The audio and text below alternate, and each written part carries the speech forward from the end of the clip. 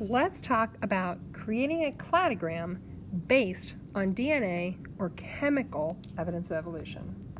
Hey, after watching this video, you should be able to use a cladogram that's based on a DNA sequence or amino acids to determine relatedness between species and place them on a cladogram. Well, what do you need to already know? What DNA is, that would be good. The bases, how to use a structural cladogram, those are all good starting points.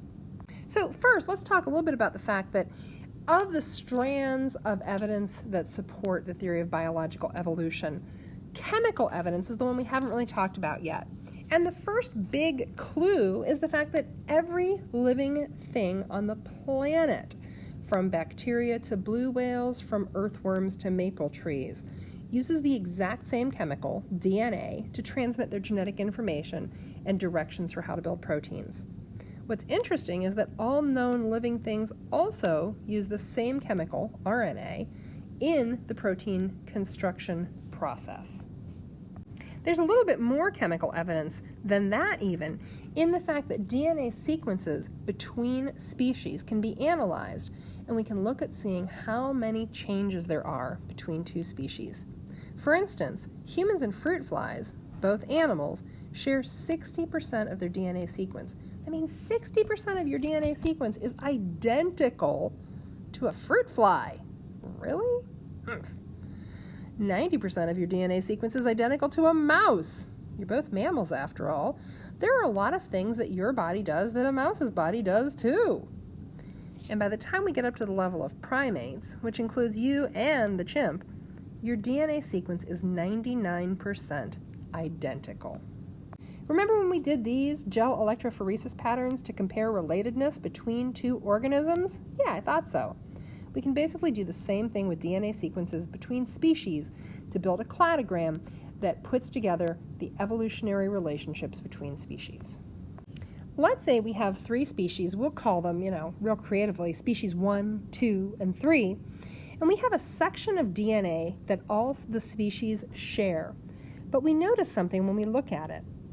Species 1 has a C in the 4th position, but species 2 and 3 each have an A there. Well, what can we conclude from this?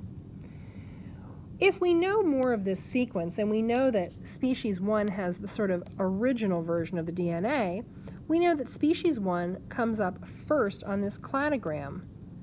And then a mutation occurs. A mutation in base 4 changes a C to an A. And sometime after that, we see species 2 and species 3. Pretty easy, right?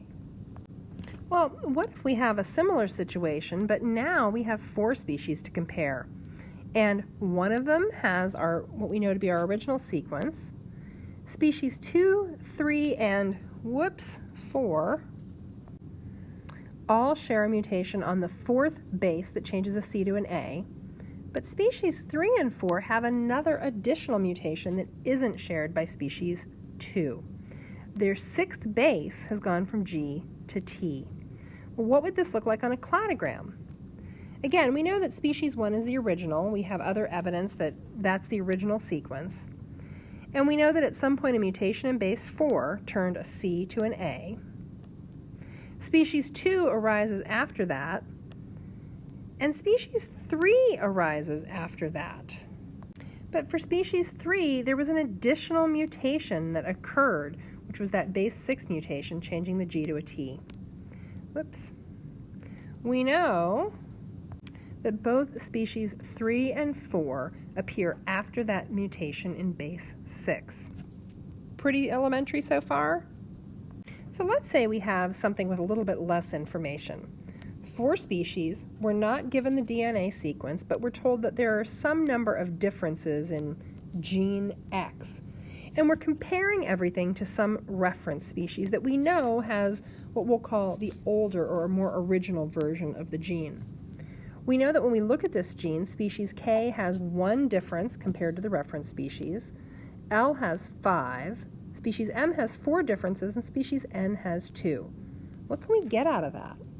Well, we can't answer all our questions with this information, but what we can say for sure is that K and N are probably more closely related to one another because they only have 1 or 2 differences from the reference species. They also probably share a common ancestor more recently than the reference species, so their little branch of the cladogram is going to come off somewhere about there. What about L and M? We know that L and M, because they have 5 and 4 respectively, differences from the reference, have to be more closely related to one another than they are to K and N or the reference. Because they have more differences from the reference, we also know that their common ancestor with the reference species is probably further in the past. DNA isn't the only chemical that we can look at when we're looking at chemical evidence of evolution. We can look at proteins, such as hemoglobin. The protein that moves oxygen in the blood, that's hemoglobin, it's used in every single vertebrate on the planet, and even a few invertebrates. Human and gorilla hemoglobin is only 1 amino acid different. So, this has been a very brief introduction to how to use chemical evidence to build a cladogram.